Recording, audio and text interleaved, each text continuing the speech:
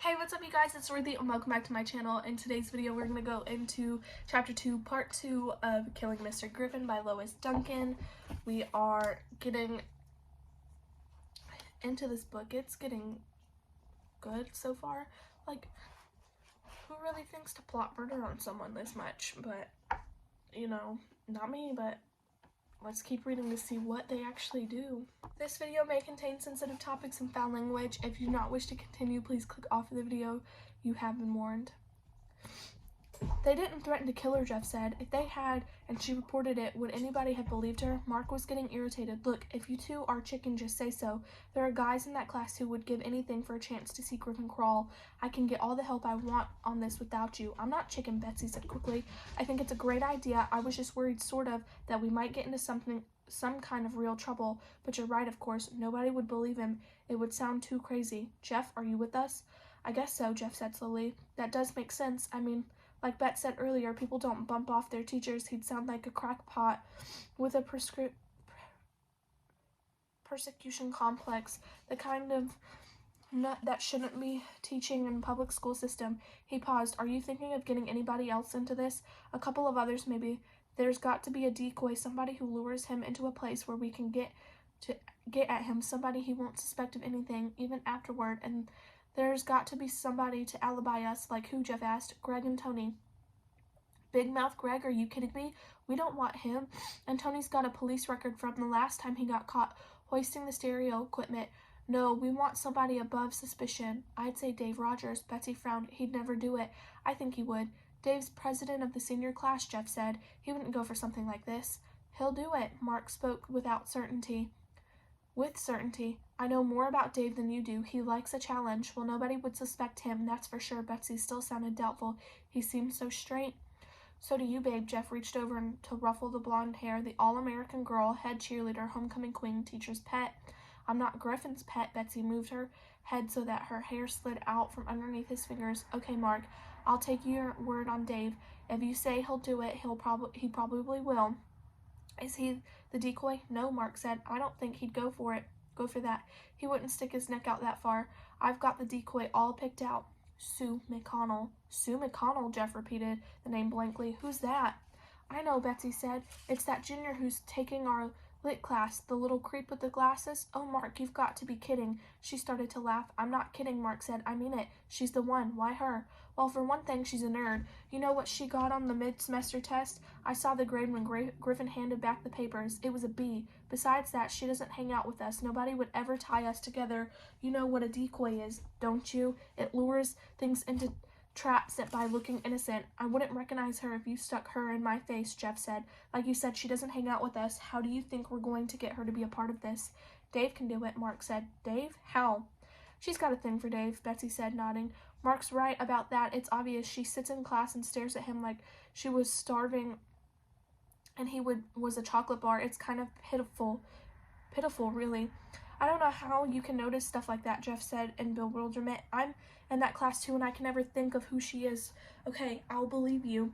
She has the hots for Dave. That still doesn't mean she'll be a part of the kidnapping. If Griffin's given her bees, she's not hurting in there. For all we know, she may even like the bastard. She doesn't, Mark said. She's used to getting A's. She gets back a paper with a B or a C and it on it and crumples it up and dumps it in the trash. She's ugly and she's lonely and she's one unhappy chick.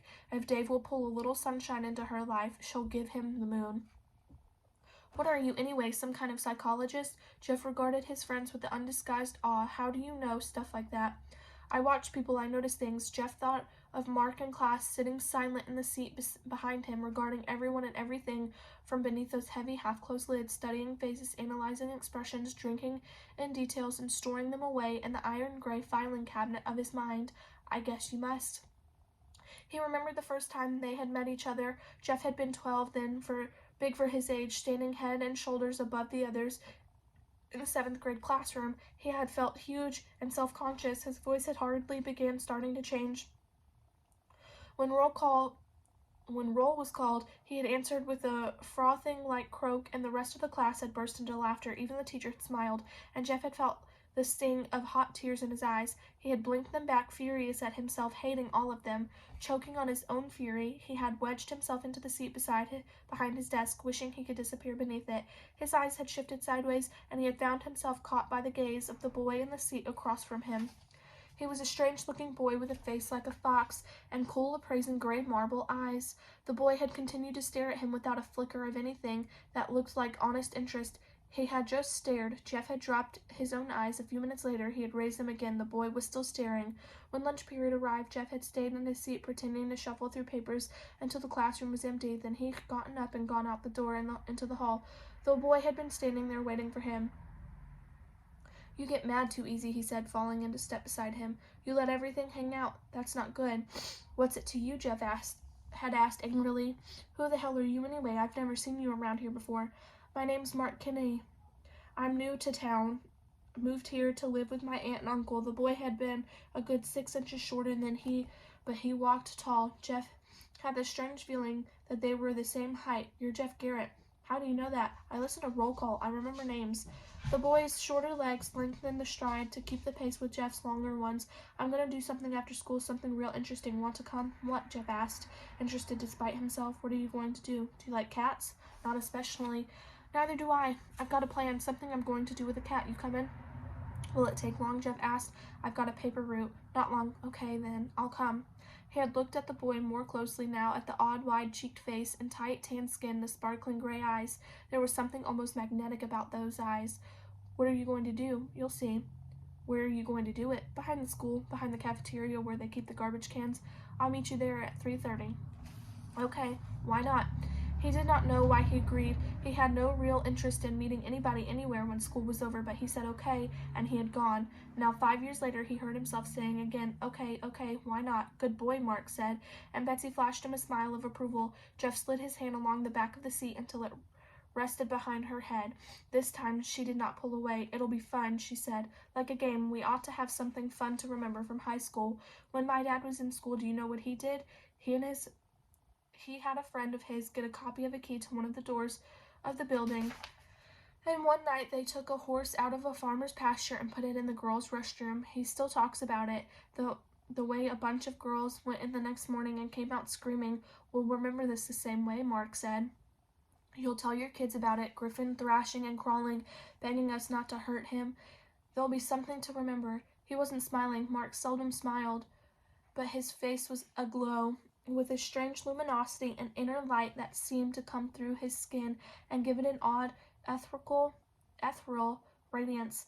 His eyes, what could be seen from under the drooping lids, had a glint of smoked glass caught in the ray of sunlight. No one would ever have called Mark Kinney handsome, but there were moments when he had a special beauty, something so striking and strange that it stopped the heart and caused those near him to catch their breath. It was a transformation Jeff had come to recognize. He had seen it for the first time back in junior high school on that day they had met each other, the time that Mark had set fire to the cat. That is the end of chapter 2. I will see you guys in the next video. Bye!